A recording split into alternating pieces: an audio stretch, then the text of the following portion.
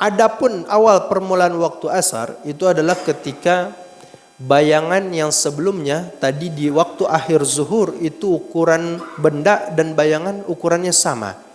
Namun ketika masuk waktu asar bayangannya itu sedikit bertambah melebihi ukuran benda aslinya. Misalnya tadi tongkat 1 meter, batas akhir waktu salat zuhur bayangan juga 1 meter. Kemudian bertambah bayangan tersebut misalnya 1,2 meter. Maka itu sudah menjadi penentu bahwa waktu asar itu sudah tiba, sudah masuk. Walil asri khamsatu awqat. Adapun salat asar itu ya ada 5 waktu yang bisa kita lakukan salat di dalam waktu tersebut. Pertama ahaduha waktul fadilah. Pertama disebutkan ada waktu fadilah atau waktu yang memiliki keutamaan. Apabila kita ingin melaksanakan salat asar di waktu tersebut, maka kita mendapati keutamaan yang lebih, yaitu adalah wa huwa fi'luha awwalal waqti. Ketika kita melaksanakan salat asar itu di awal waktu. Ini waktu yang paling utama. Wa tsani waqtul ikhtiyar.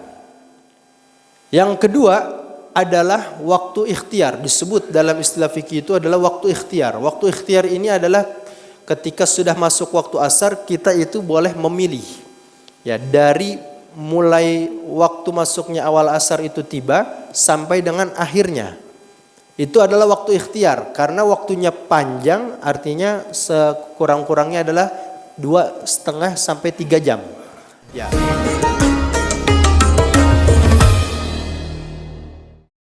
Itu kita boleh memilih. Kita mau melaksanakan sholat di waktu-waktu selama masih di dalam waktu tersebut. Yang ketiga itu waktul jawaz. Waktul jawaz wa fil jawaz ila ghurubisy syams. Adapun waktu jawaz yang ketiga. Tadi pertama waktu fadilah, kedua waktu ikhtiar, yang ketiga waktu jawaz. Waktu jawaz ini salat asar tersebut itu dilakukan ketika sudah mulai apa? Sudah mulai terlihat waktu-waktu tanda terbenamnya matahari. Jadi kira-kira misalnya jam 5 sore itu sudah mulai mendekati waktu terbenamnya matahari, itu kita berarti melaksanakan salat asar di waktu jawaz. Warabi'u waktu jawazin bila karaha wa huwa masiruz zilli mitlain ilal iswirar. Adapun yang keempat yaitu adalah ketika kita melaksanakan salat asar di waktu jawaz, namun waktu jawaz ini tidak dibarengi dengan hukum karaha, yakni tidak ada hukum makruh ketika kita melaksanakannya. Masih diperbolehkan dan tidak ada kemakruhan di sana. Yaitu adalah ketika apa? Ketika bayangan dari suatu benda itu sudah 2 kali lipatnya. Misalnya kira-kira kalau maghrib jam 6, jam setengah 6 itu kalau kita ukur ya bayangan suatu benda kita tancapkan, itu bayangan ukurannya 2 kali lipat dari ukuran benda aslinya. Benda 1 meter, tongkat yang tadi kita tancapkan itu berarti bayangannya sekitar 2 meter. Berarti itu sudah benar-benar mendekati waktu terbenamnya matahari. Dan itu masih diperbolehkan kita untuk melaksanakan sholat dan tidak ada kemakruhan di sana. Sampai kapan? Sampai waktu langit-langit itu sudah mulai terlihat menguning. Ya, sudah mulai terlihat menguning. Dan yang terakhir wal khamis, yang kelima, waktu tahrim wa huwa takhiruha ila ayyabqa minal waqti ma la yas'uha. Yang kelima ini adalah waktu tahrim, yang apabila kita melaksanakan sholat di waktu tersebut, sholat asar, ya itu hukumnya adalah haram. Ya, hukumnya adalah haram. Walaupun memang kita tetap diwajibkan untuk menggugurkan kewajiban tersebut.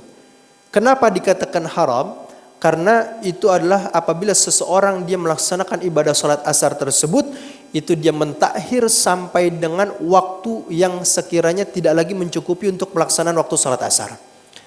Jam 6 pas maghrib misalnya, tersisa waktu 2 menit. Kira-kira 2 menit itu akan mencukupi sholat yang sebanyak 4 rakaat atau tidak? Nah, seandainya itu tidak mencukupi waktu pelaksanaan 4 rakaat tersebut, nah, misalnya dapat sholat asar cuma sampai 2 rakaat yang dilaksanakan masih di dalam waktu asarnya. 2 rakaat terakhir itu sudah di waktu maghrib. maka ini disebut sebagai waktu tahrim. Artinya orang yang melaksanakan salat di waktu tersebut, dia walaupun sudah gugur kewajibannya, maka tetap dia mendapatkan dosa. Berbeda dengan orang yang ketika melaksanakannya 4 rakaat itu masih tersisa dari waktu asarnya. Jam 6 pas maghrib, 6 kurang 5 kira-kira masih sekitar 5 menit lagi menjelang maghrib, dia baru melaksanakan sholat asar. Ya, ini dia masih diperbolehkan melaksanakan sholat asar dan tidak mendapati dosa disebabkan waktu tersebut itu masih mencukupi pelaksanaan 4 rakaat.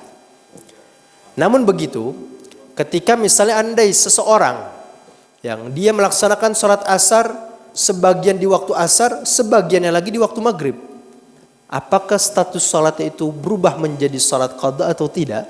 Maka dikatakan oleh para ulama, 1 rakaat yang kita dapati di waktu asalnya, ya, sholat asar kita dapat 1 rakaat pertama di waktu asarnya, walaupun 3 rakaat berikutnya itu kita dapati di waktu maghrib, maka tidaklah disebut sholat tersebut sebagai sholat qadha.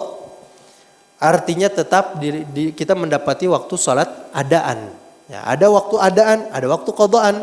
Waktu adaan yang dikerjakan di dalam waktunya, sedangkan qadhaan adalah sholat yang dikerjakan di luar waktu sholatnya. Seperti itu. Nah, namun tadi hati-hati, makanya orang yang biasa menunda-nunda waktu sholat, ya, dia pikir ya yang penting sudah gugur kewajibannya, tetapi ternyata di waktu tersebut dia mendapatkan dosa dari Allah Subhanahu wa ta'ala. Adapun salat asar, wa awwalu man shallal asra Yunus alaihi salam hina akhrajahu Allah min batnil hut. Adapun salat asar ini yang pertama kali melakukannya adalah Nabi Allah Yunus alaihi salam. Ketika apa? Ketika Allah Subhanahu wa taala mengeluarkan beliau dari perut ikan paus. Ya, wa huwa mithlu farkhit tayr alladhi la risha fihi. Yaitu adalah ketika beliau itu keluar dari perut, seolah-olah beliau ini seperti burung yang keluar dari sangkar. Dan itu bertepatan di waktu asar. Ya, di waktu asar. Maka kemudian waqad kana fi arba'iz zulumat, zulmatul hasya wa zulmatil ma wa zulmatul lail wa zulmati batnil hut. Ya, ketika itu beliau kan mendapati 4 kegelapan. Kegelapan yang pertama adalah kegelapan di dalam perut, ya. Kedua, kegelapan di dalam air. Kemudian kegelapan di waktu malam.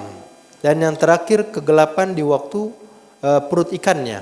Ya, ada perut ikan. Maksudnya jadi 4 kegelapan tersebut yang beliau rasakan. Kemudian beliau tiba-tiba keluar.